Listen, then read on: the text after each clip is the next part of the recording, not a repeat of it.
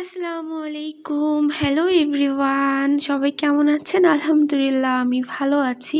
আজকে যে আমি ডোর হ্যাঙ্গার তৈরি করছি, অ্যাট ফার্স্ট টাইম তৈরি করলাম। আর এইটাতে ফার্স্টে আমার ভুল হইছে যে আমি যে এখানে আমার ফ্যামিলি মেম্বারের নাম দিছি, এইটা পরে দেওয়া উচিত ছিল। ফার্স্টে আমার লেখা উচিত ছিল ওয়েলকাম টু আওয়ার হোম। আমার আসলে ওইটা মনেই ছিল না। আমি আমার আম্মু আব্বুর আমার ছোটো বোনের নামগুলা দিয়েই তৈরি করে ফেলছি।